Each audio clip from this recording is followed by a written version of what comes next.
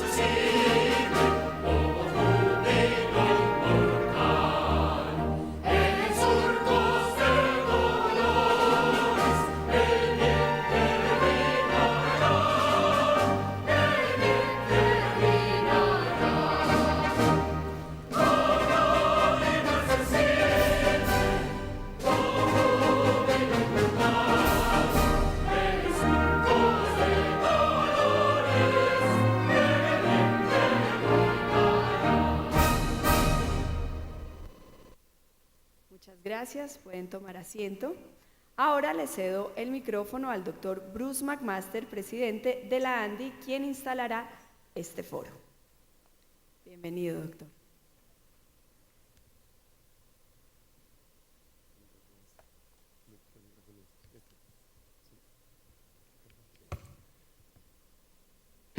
Buenos días a todos.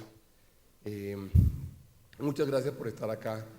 Para nosotros es pues de la mayor importancia poder tener la presencia de todos ustedes, además de una presencia tan nutrida, una presencia, digamos, además tan representativa de lo que el sector y el sector de salud significan en la discusión nacional hoy día, en las posibilidades y en las oportunidades que existe para que podamos fortalecerlo, para que podamos tener un sector pues más funcional, un sector que además cuente con sostenibilidad en el largo plazo, que ustedes saben para nosotros es uno de los objetivos primordiales.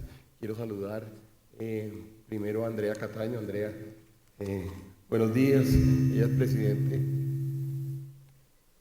es presidente de la Junta Directiva de la Cámara de Dispositivos Médicos, como seguramente la mayoría de ustedes saben.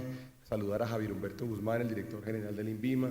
Javier, muchas gracias por acompañarnos en el día de hoy. Para nosotros es muy importante poder tener la presencia del INVIMA, la presencia del Gobierno Nacional, la presencia pues, de la entidad, de alguna forma rectora de una muy buena parte de las cosas que suceden en el sector, además porque para nosotros es importante poder trabajar evidentemente mano a mano con ustedes y poder generar condiciones que dejen tranquilos no solamente a los ciudadanos, no solamente al gobierno nacional, sino por supuesto también a las empresas que hacen un esfuerzo importante por tratar de hacer presencia en el sector y por tratar de darle sostenibilidad al mismo. Saludo a Marisol, por supuesto, nuestra directora, la directora ejecutiva de nuestra Cámara. Marisol, no te veía, no te estaba buscando. Quiero saludar pues a todas las empresas, a los afiliados, a los funcionarios de la ANDI que nos acompañan el día de hoy y a las personas pues, que no son funcionarios ni parte de las empresas que se han interesado en el evento, pues también bienvenidos. Este foro, digamos, ha decidido hacer 2 o 3 cosas importantes para nosotros. La primera es tratar de tener una agenda propositiva, una agenda en donde nosotros tratemos de identificar cuáles son las mejores condiciones y cuáles son los hechos que nos permitirían a nosotros vivir en un mundo y navegar en un mundo pues, más sosegado, que no es precisamente la característica de este mundo actual, en donde cada día nos encontramos con cosas que nos generan, digamos, sorpresas y cosas que nos generan situaciones que eventualmente nos alteran o nos ponen nerviosos, pero en donde nosotros tenemos sí la aspiración y también la responsabilidad de generar, no solamente en la ciudadanía, sino también en el ambiente de negocios, condiciones que nos permitan proyectar y planear, trabajar en el largo plazo, trabajar bien. Primer objetivo grande del evento. Otro objetivo, por supuesto, es el de llamar la atención sobre temas que merecen ser estudiados y que merecen ser atendidos en nuestra opinión, porque sin duda este sector en particular ha vivido durante los últimos años yo diría que una especial, digamos, sensación de incertidumbre que se ha debido a muchas cosas, entre otras cosas, digamos, a la sensación de incertidumbre que existe alrededor de la sostenibilidad, especialmente la sostenibilidad económica del sector salud en Colombia. Sobre eso que yo voy a hacer algunas observaciones ahora, pero sin duda es parte del objetivo primordial que tenemos en el día de hoy. Luego también quiero muy rápidamente, y no quiero tomarme demasiado tiempo en esto, pero muy rápidamente poder hablar un poco también de lo que está sucediendo en este momento en términos de temas de vital importancia para nosotros, como es el tema, por ejemplo, de la reforma tributaria que comenzará su trámite en el Congreso, o que ha iniciado su trámite por lo menos con la presentación del proyecto de ley por parte del Gobierno Nacional, pero que todavía, digamos, no ha tenido ponencia, pues la primera ponencia, por lo tanto no ha tenido el primer debate, y que nos va a ocupar seguramente una muy buena parte de la agenda de todos los empresarios y también la agenda del gremio en lo que falta del año, que no es tanto y que precisamente por no ser tanto pues nos preocupa. De manera que eso sería como el tercer tema que quisiera mencionarle. Esta agenda, volviendo al tema primero, la agenda, digamos, en tono propositivo que hemos planteado y que ha de alguna forma organizado la Cámara para estos días, o para este encuentro, perdón, incluye la posibilidad de que veamos y que estudiemos conjuntamente esquemas de relacionamiento entre el proveedor de la tecnología médica y la interacción con el sistema eficiente de salud, un sistema eficiente de salud. Es sin duda, digamos, no sé si llamarlo una asignatura pendiente, pero es uno de esos temas en los cuales pues, no terminamos de sentirnos todavía suficientemente cómodos. Es importante construir mecanismos, construir modelos, construir esquemas que nos permitan generar de lado y lado sensación de confianza, para que las compañías puedan seguir haciendo sus inversiones, para que las compañías puedan seguir sabiendo qué hacer en el país, seguir sabiendo cómo hacerlo y puedan planearse y puedan generar también, digamos, un escenario de largo plazo, que además también, por cierto, es el escenario que le va a dar tranquilidad al Estado en su obligación de prestar el servicio de salud y de ofrecerle la salud a los ciudadanos y por lo tanto a los ciudadanos mismos. El entorno de la nueva ley estatutaria, por supuesto, nos impone nuevos retos y de alguna forma si algo nuevo ha habido en el escenario, digamos, ha sido justamente esta ley en donde nosotros básicamente lo que hemos venido planteando es que busquemos que podamos entender temas como, por ejemplo, la responsabilidad del gasto, la prevención, modelos de atención que lo hablábamos el año pasado con el ministro que nos acompañó en este evento, modelos de atención que trabajen cada vez más y más en la prevención de la enfermedad, que busquemos adicionalmente buenas prácticas y modelos de buenas prácticas que nos permitan hacer los procesos de adquisición de la tecnología médica y por supuesto, y nos interesa también a nosotros, promover la venta de dispositivos basados en oferta y que estén centrados en los pacientes. Una de las discusiones más importantes que dábamos el año pasado era justamente cómo podíamos nosotros esperar desde el punto de vista de unos proveedores que están trabajando a nivel mundial en investigación, de unos proveedores que están trabajando a nivel mundial y local en traer las cosas nuevas y las cosas que se producen en el mundo, cómo podíamos compatibilizar eso con la entendida, y yo digo entendible, angustia que a veces siente el gobierno nacional o que siente, digamos, los responsables del sistema de salud alrededor del tema de la sostenibilidad. Gran parte, recordarán ustedes los que pudieron estar en el foro del año pasado, gran parte de mi argumento era, entendemos que de alguna forma haya nerviosismo de parte del gobierno en términos de aceptar y de abrir la puerta en forma amplia y generosa a la entrada de nuevas tecnologías, en razón de que ellos pues tienen que entender exactamente frente a qué gasto se enfrentan y frente a qué proyección de gasto se enfrentan, pero también decimos que no es justo con el usuario, no es justo con el paciente, no es justo con los ciudadanos, tampoco con las compañías que eventualmente se establezcan, digamos, obstáculos para la entrada, digamos, de nuevas tecnologías o la entrada de nuevos equipos o la entrada de nuevos, incluso también hablábamos del tema de medicamentos. En el tema, y ahí sí que el INVIMA es importante, para nosotros es muy importante que podamos trabajar y seguir trabajando en el proceso de agilización de trámites.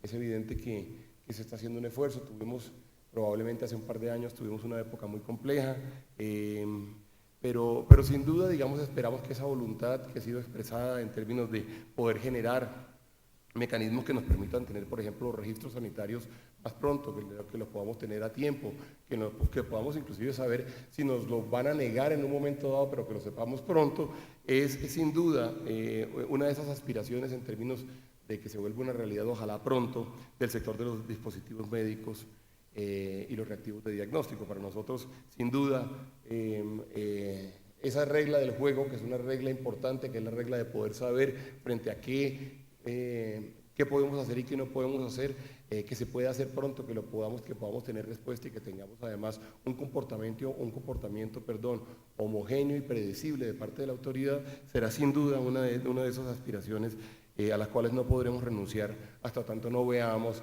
que se ha convertido en una realidad.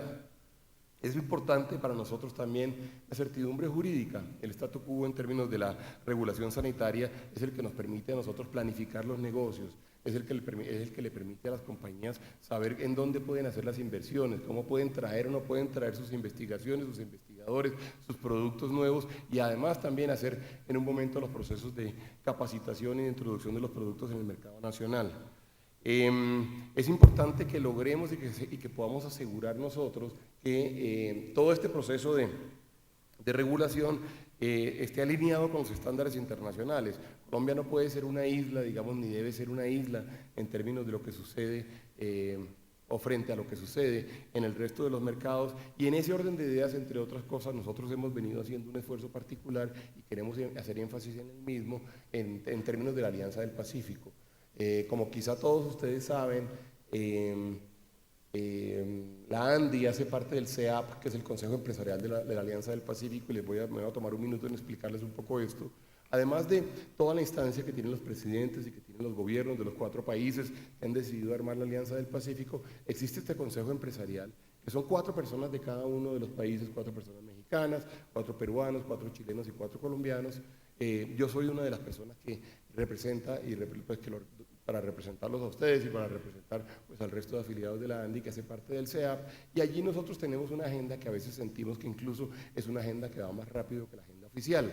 Nuestra tarea entonces es la de hacerle propuestas a los gobiernos, nuestra tarea es de sentar a los 4 gobiernos, nuestra tarea es la de sentar a las autoridades sectoriales de cada uno de los 4 gobiernos y proponerles cosas. Y en ese orden de ideas hemos sido particularmente activos en este sector. Hay otros sectores en los cuales también, digamos, queremos muy pronto llegar a tener resultados, ojalá tangibles, que se conviertan en beneficio para el ambiente de negocios y para el intercambio, como es el sector, por ejemplo, financiero o el sector de mercado de capitales, es decir, que podamos tener, ustedes han visto, la integración entre las bolsas de valores, o el sector que para nosotros es muy importante también de los fondos de pensiones y cesantías. Para darles una idea, ¿qué se ha pensado en el tema en términos de pensiones y cesantías? Hemos venido trabajando en la posibilidad de que podamos tener inversiones, que un fondo de cesantías, por ejemplo, pueda tener inversiones en cualquiera de los 3 países y que para efectos del cálculo que hace siempre las superintendencias o su equivalente en cada uno de los países se pueda considerar esto como inversión extranjera, perdón, como inversión local. ¿Qué implicación tiene? Tiene la implicación de que uno le amplía el espectro de posibles financiadores, por supuesto, a las compañías, le amplía el espectro de posibles proyectos de inversión a cada uno de los fondos de cada uno de los 4 países, pero además nos convierte en un gran y potente mercado de capitales que sin duda puede ser motor importante para la economía de la región. Estamos trabajando en ello. Tuvimos, de hecho, hace 15 días la última de las reuniones. Hace 3 meses una en Puerto Varas y hace 15 días una reunión en Cartagena en el marco de la Cumbre Iberoamericana, hoy hace 15 días exactamente, en donde lo que estamos haciendo es un trabajo conjunto con los colegas de los otros países para trabajar frente a los gobiernos. Una de las ventajas grandes que tiene este CEAP es que adicionalmente tienen la oportunidad de presentarle recomendaciones a los presidentes. Entonces, casi siempre que tenemos reuniones, son reuniones que terminan con un documento de recomendaciones que se lo entregamos nosotros personalmente a los presidentes de los 4 países en forma simultánea.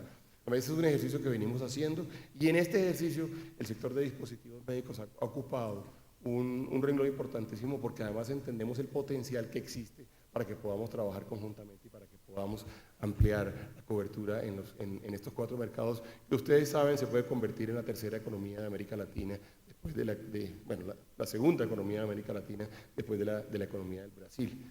Es decir, realmente para nosotros este termina siendo un objetivo primordial, pero sobre todo es un objetivo en el cual nosotros podremos entregar resultados, digamos, relativamente pronto.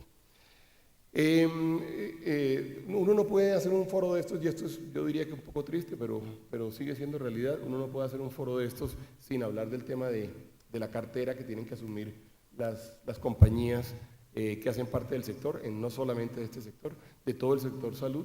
Tenemos una cartera que todavía, que si bien ha bajado, durante el último trimestre ha bajado, digamos, en términos del porcentaje de cartera vencida nueva, comparándolo con los trimestres anteriores. En todo caso es una cifra especialmente alta. Estamos hablando de cifras de casi 4 billones de pesos. Yo no me canso de tratar de como que introducir, digamos, la preocupación en las personas que tienen que ver con la posible solución de este problema. No me canso de hacerles caer en cuenta de lo que puede significar para un sector tener 4 billones de pesos parqueados. 4 billones de pesos es en muchos casos el tamaño de una reforma tributaria. 4 billones de pesos es una parte importante de lo que fue el impuesto al patrimonio. 4 billones de pesos es el 60% de las devoluciones de impuestos que existen en este momento pendientes en la DIAN para la totalidad de la economía colombiana. 4 billones de pesos es muchas cosas. 4 billones de pesos es, yo que soy de Cartagena, les puedo decir 4 billones de pesos es casi 4 veces el presupuesto de una ciudad como Cartagena. Es una cifra muy alta. Es una cifra muy alta y no es verdaderamente justo que unas pocas empresas, porque no son tampoco tantas, hayan tenido que asumir este costo y hayan tenido que generar esta financiación, digamos, que en últimas es una financiación al país, es una financiación al Estado y es una financiación, por supuesto, también a los ciudadanos, que son los dueños del Estado, pero también son los beneficiarios del sistema de salud. Y si uno le suma, digamos, a que una parte importante de esos 4 billones de pesos a veces se considera en peligro porque eventualmente no vaya a ser reconocida, en realidad el problema es un problema mayor. Ahora, nosotros, yo diría, con un grado importante de seriedad, con un grado importante de responsabilidad, incluso un grado importante, y perdonen la palabra, de estoicismo, no hemos armado, digamos, un escándalo mayor a nivel ni nacional ni internacional alrededor de estos 4 billones de pesos, pero sin duda tenemos la responsabilidad de cada vez que tengamos la oportunidad de mencionarlo, hacerle caer en cuenta de la angustia que esto significa para las organizaciones nacionales, para las organizaciones internacionales. En el foro, me acuerdo mucho, en el foro del año pasado, yo les mencionaba y le decía al ministro, y le decía, ministro, estos 4 billones de pesos, hay la tendencia, digamos, populista, de algunas personas que interpretan el sistema, de decir, no, lo que pasa es que las multinacionales tienen cómo financiar 4 billones de pesos. Pues no, le decía al ministro, un presidente de una multinacional aquí lo miden y lo miden al detalle y no le aceptan, digamos, que eventualmente no pueda cobrar la cartera. Es un castigo muy fuerte y además pone en peligro inclusive la presencia de organizaciones en Colombia. Este es un tema que a mí que no me voy a cansar nunca de enfatizarlo, porque sin duda es uno de esos principales problemas o uno de los principales problemas que presenta el sector salud en Colombia. El otro tema que tampoco puedo dejar de mencionar es el tema, por supuesto, de la sostenibilidad en el largo plazo del sistema.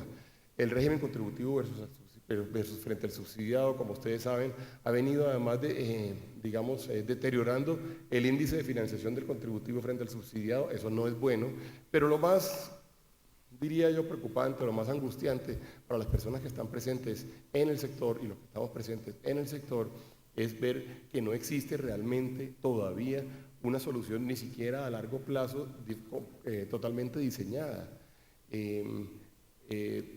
Yo entiendo, a veces uno como que el problema puede ser tan grande, como que uno dice el problema es tan grande que al final se terminará solucionando todo. Pues bueno, este problema es uno de esos problemas que no se va a solucionar solo. Este es un problema al cual hay que evidentemente ponerle de alguna forma el cascabel al gato, de alguna forma, por decirlo coloquialmente, y tenemos que generar un diseño de una estructura que nos permite en el largo plazo poder saber que el sistema es un sistema que va a sostenerse, que el sistema es un sistema que es viable, que el sistema es un sistema donde vale la pena adicionalmente hacer nuevas inversiones para poder ofrecer mejor calidad, que entre otras cosas es uno de los objetivos grandes que tenemos hoy en día, porque el primer objetivo, que es el objetivo de la cobertura, en cierta forma, pues Colombia siente que ya de alguna forma lo ha cumplido y lo ha cumplido, digamos, además, yo diría de eso nos debemos sentir orgullosos. Ahora necesitamos la calidad y necesitamos la sostenibilidad del mismo. No quiero tomarme, digamos, todo el foro, pero sí quiero luego hacer una última mención al tema de la reforma tributaria, porque quiero que entre otras cosas todos ustedes conozcan, digamos, cuál ha sido la posición de la ANDI alrededor de la reforma tributaria. Ustedes recordarán que en el año 2014 nosotros fuimos grandes críticos de lo que había sido propuesto por parte del gobierno nacional alrededor de esa reforma que iba a recaudar 12.5 billones de pesos, especialmente en unos 3 o 4 impuestos: el impuesto de renta, el impuesto del CRE, el impuesto a la riqueza, al patrimonio, a la pobreza, en fin, cualquier nombre que le querramos poner, y por supuesto, el impuesto al GMF, que es el de las transacciones financieras, que en donde teníamos, digamos, de alguna forma mapeado el mundo, casi que exclusivamente el mundo de las corporaciones y de las compañías, para concentrar en ellos el recaudo de esos nuevos impuestos que permitieran financiar al Estado. ¿Por qué nos molestaba eso? No porque no entendiéramos nosotros que el Estado necesitaba 12.5 billones de pesos, porque entre otras cosas fue una posición generosa diría yo, de los afiliados de la ANDI y del afiliado de otros gremios, incluyendo los del Consejo Gremial, en donde dijimos no vamos a discutir eso. Si hay algo que uno tiene que hacer en la vida, por supuesto, es financiar al Estado. No financiar al Estado tiene un riesgo muy importante, y es el riesgo de que a uno se le devuelve por la vía de que perdemos la calificación de riesgo. Perder la calificación de riesgo, no todo el mundo es consciente, digamos, del costo tan grande que tiene, pero perder la calificación de riesgo puede implicar que las tasas de interés para Colombia, en lo público y en lo privado, se suban casi que inmediatamente a niveles en los cuales, y les quiero hablar de la cifra con la que hemos calculado, a niveles en los cuales Colombia podría terminar pagándole a los mercados de capitales y los mercados internacionales más de 6 billones de dólares adicionales por año, simplemente por perder la calificación de riesgo. Hay algunas cosas que los países hacen por orgullo, hay algunas cosas que los países las hacen por sacar pecho, hay algunas cosas que los países lo hacen por ganar reputación. Pues bien, la calificación de riesgo no es una de esas cosas. La calificación de riesgo es simplemente tener acceso a una serie de inversionistas, llamados inversionistas institucionales, que pueden invertir en financiar países y las compañías de los países a costo significativamente menor que el resto de inversionistas. Esto hace que si nosotros perdemos acceso a estos señores, terminemos teniendo costos adicionales en cerca de 6 billones de pesos. Bueno, Eso en ese instante para nosotros no fue un tema, pero sí dijimos, Colombia tiene una estructura tributaria que es una estructura donde perdemos toda competitividad frente al resto del mundo, y recordarán ustedes que nosotros dijimos es el segundo país con una tasa impositiva total, la segunda más tasa impositiva total de América Latina después de Argentina, en donde nos encontramos que el promedio de las compañías que encuestamos era cerca del 68%. En el caso de la industria, dijimos, cuando uno incluye parafiscales, estamos hablando de cerca del 77%. Solamente estábamos superados por Argentina, que tenía una tasa en ese momento increíble del 106%. Es decir, allá no hacía sentido abrir la compañía por las mañanas. Dicho esto, pedimos una reforma tributaria estructural y por allá a final de noviembre nos reconocieron que efectivamente se requería la reforma tributaria estructural y que por lo tanto iban a estudiar la posibilidad de incluirla. Luego al final nos dicen, no se puede incluir porque no tenemos tiempo de hacerlo, pero vamos a pedirle a una comisión, vamos a pedirle al Banco Mundial, vamos a pedirle al BID y vamos a pedirle a la OECD que nos haga recomendaciones. Efectivamente eso se incluyó en la ley de la reforma tributaria del año 2014 y se constituyó la comisión. Resulta que nos tomamos no solamente, digamos, el primer trimestre, no solamente el segundo trimestre, no solamente el tercer trimestre, sino el último trimestre del año, y el día 28 de diciembre del año 2015, la Comisión de Reforma Tributaria o para la Reforma Tributaria Estructural entregó sus recomendaciones. Recomendaciones que, por cierto, fueron recibidas y, en mi opinión, fueron equivocadamente guardadas en un cajón de un escritorio. ¿Por qué digo equivocadamente? Porque había un cálculo político, yo diría que tiene que ver meramente con lo político, de que la tributaria iba a ir en contra del plebiscito. Pues bien, nos encontramos hoy en una situación bastante mala porque el plebiscito, que el gobierno, por supuesto, propuso y que quería que ganara el sí, pues perdió, y además nos quedamos con que la tributaria entonces se terminó pasando para los últimos meses del año. ¿Por qué es malo esto? Porque la tributaria que finalmente fue presentada es un proyecto de ley bueno, es un proyecto de ley profundo. Cuando uno mira la tributaria, en realidad se encuentra con que se hizo un trabajo súper juicioso. Ellos en realidad están tratando, y yo quiero además resaltar eso, están tratando de solucionar una gran parte de los problemas estructurales que ha tenido el estatuto tributario colombiano.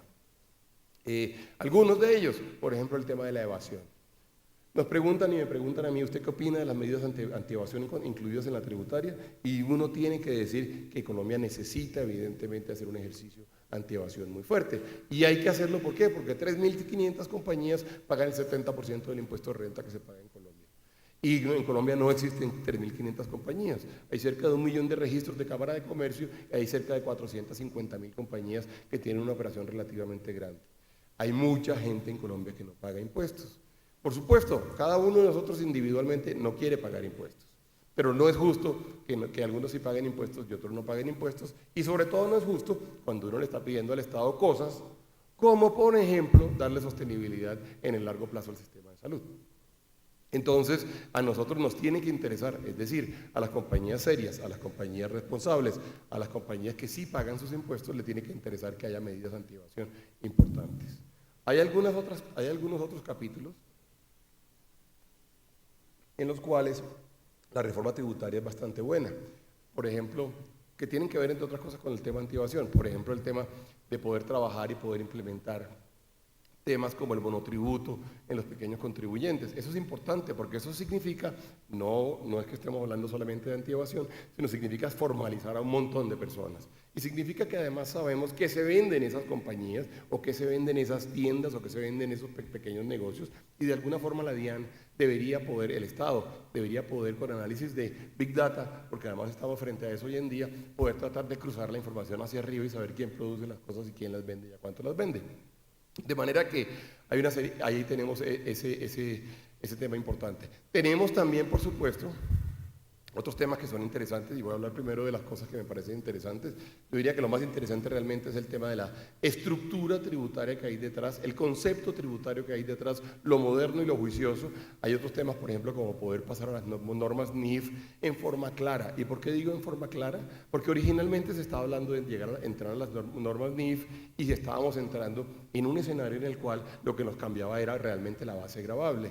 Es Es decir, lo que teníamos frente a nosotros era unos mecanismos contables que terminaban realmente aumentando la base sobre la cual se calculaban los impuestos y probablemente, aunque se bajaran algunas tasas, íbamos a terminar pagando más impuestos. Se hizo una depuración súper interesante, súper juiciosa, pero además debo decirles algo, y esto hay que reconocerlo, es una depuración que no ha terminado y sobre la cual anteayer tuvimos al ministro de Hacienda y al director de la DIAN en la Junta de Dirección Nacional de la ANDI, sobre la cual hay un compromiso para que se pueda depurar con el compromiso de que la base gravable no se va a aumentar. Y esto es una gran noticia, porque nosotros sí teníamos susto de que nos bajaran las tasas, pero que la base gravable se aumentara y al final, como decimos en la costa, terminábamos en lo comido por lo servido, porque uno logra bajar unas tasas, pero al final del día, con una base gravable mayor, pues no tiene ningún sentido. Bueno, hay una serie de capítulos muy interesantes. Yo le hago entonces varias críticas, sí, varias, y digamos como 3 o 4 importantes a la tributaria. La primera, no es sensato o no es lógico tratar de decir que el impuesto de renta es lo único que pagan las compañías y que el impuesto a los dividendos no debe sumarse porque las personas tienen que pagar más impuestos y que las compañías tienen que pagar menos impuestos y que son dos universos distintos. ¿Por qué no es sensato? Porque la decisión de un inversionista para hacer una inversión en un momento dado en un país como Colombia suma, por supuesto, los dos impuestos.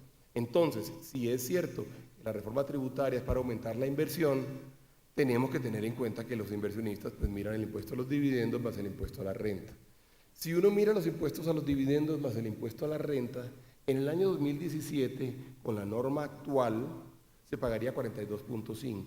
Con la propuesta de la reforma tributaria, se pagaría 44, es decir, subiríamos 2 puntos. En el año 2018, con la norma actual se pagaría 42%, con la norma nueva se pagaría 42%, es decir, ahí quedamos even. Y con la norma actual, para el año 2019 pagaríamos 34%, y con la norma nueva o la norma propuesta pagaríamos 39%. Es decir, lo que habría sido un aumento en los impuestos. Yo voy realmente a insistir en esto en todos los días próximos, porque no tiene ningún sentido hacer toda esta reforma para cambiar las condiciones de inversión de los inversionistas. Ahí estamos perdiendo, ahí sí es verdad, todo el esfuerzo de hacer una gran reforma tributaria y luego terminamos realmente haciendo, como decimos, el combo para el inversionista de la suma de renta más impuestos a los dividendos en niveles mucho más altos que los niveles que teníamos hoy en día. Esos niveles son difíciles de definir en términos o de calificar en términos de si son buenos, malos o regulares, sin hacer comparación con lo que sucede en otros países. Y hay que decir entonces que ahora que estamos en la moda de tratar de entrar a la OECD, los países de la OECD en promedio pagan un impuesto de renta del 24% y ahora que estamos también en la moda de ser activos en la Alianza del Pacífico, los países de la Alianza del Pacífico pagan en promedio 27%. De manera que tenemos que entender que los impuestos son materia de mayor competitividad o menor competitividad y la reforma, a pesar de lo juiciosa, lo bien estructurada, lo bien pensada y lo bien intencionada que es, genera todavía una desventaja grande, muy grande para el sector, para las nuevas inversiones en Colombia. Ese es un tema en el cual, digamos, tenemos unas observaciones grandes. Segundas observaciones alrededor de las zonas francas. Ahí se produciría un incremento importante en los impuestos de las zonas francas. No tiene sentido hacerlo. Las zonas francas son algunos de los instrumentos de política industrial más importantes que ha tenido Colombia durante los últimos años. Es más, yo a veces me atrevo a decir que casi que son exclusivamente el único instrumento de política industrial que Colombia ha tenido por los últimos años. Y luego, la reforma que es tan juiciosa en tantas cosas termina siendo bastante indisciplinada al momento de decir vamos a poner unos impuestos específicos a 4 o 5 cosas. Entonces, tenemos a los grandes sabios, a los grandes gurús, a los grandes tecnólogos del tema tributario haciendo una cosa muy consistente y luego pues, como que cierran el libro y dicen, bueno, y ahora sí pongamos impuestos a unas ciertas cosas. Y hay como 4 capítulos en los cuales se generan impuestos particulares. Ustedes saben, uno de ellos inclusive con la excusa de que serían recursos para el sector salud. Otros con la excusa de que Colombia firmó el pacto del COP21, el de emisiones de carbono, y fíjense ustedes la cosa tan paradójica, como todos ustedes saben, cuando hay emisiones de carbono al aire, pues esas emisiones no tienen fronteras, es decir, las emisiones que se producen en los Estados Unidos de carbono, no es que lleguen hasta la frontera de los Estados Unidos, ¿no? las emisiones de carbono como que llegan a toda la atmósfera. Entonces nosotros en Colombia produciríamos unos impuestos para unos ciertos combustibles que luego cuando los exportamos los otros países no aplican.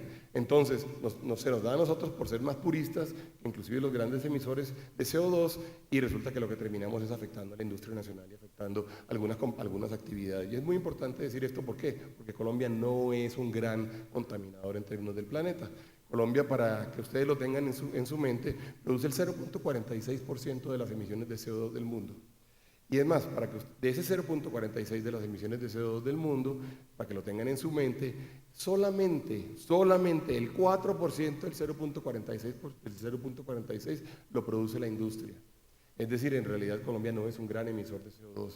Entonces, nos damos una gran pelea diciendo que somos verdes, súper verdes, y resulta que no obtenemos el efecto ambiental, pero en cambio sí nos generamos un efecto de falta de competitividad muy grande. ¿Cuál es la propuesta nuestra? Como en todos los casos, digamos, de los temas de regulación que requieren de compromisos mundiales, es que nos montemos en los compromisos mundiales y que presionemos realmente a la gente y a los países que realmente son fuertes en ello. Bueno, eso como ustedes se dan cuenta, esta va a ser una discusión muy detallada, una discusión además a veces técnica y un poco aburrida, pero que nos toca darla, digamos, en todas las comisiones, en las comisiones conjuntas con el gobierno y en los medios de comunicación. Y como les decía hace un rato, esto va a copar la agenda, muy buena parte de la agenda empresarial y económica de estas últimas 6 semanas del año, 6 o 7 semanas del año. Quería, bueno, darles un poquito como un update en qué estamos nosotros en ello. Yo inclusive les digo una cosa, hay 2 cosas que les debo decir. Me preguntan que si nosotros estamos de acuerdo con el incremento en el IVA que está planteado en la reforma. Es la pregunta que más me hacen a veces los medios de comunicación. Y lo cierto es que Colombia va a tener que pagar ese IVA. Colombia tiene un IVA que no es el más bajo del continente, pero está en niveles bajos, y sin duda, si nosotros queremos financiar todo el hueco fiscal que tenemos en este momento por financiar, requerimos que Colombia pague el IVA.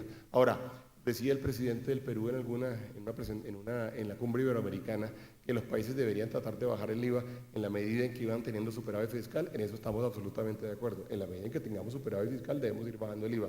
Eso todavía no está pasando en un país como Colombia. Yo espero que esta sea una agenda nutrida, una agenda llena de temas técnicos, una agenda llena de proposiciones, una agenda llena ojalá también de soluciones y de pactos que podamos hacer nosotros también en términos de cómo hacer para que las cosas funcionen mejor y cómo hacer para que, como decía al principio, el ciudadano, el gobierno y el Estado, y por supuesto también el sector privado, se sientan más cómodos y que podamos construir entre todos un círculo virtuoso que nos permita a todos atender esa inmensa responsabilidad que tenemos, que es la de ofrecerle un buen sistema de salud al pueblo colombiano. Muchas gracias.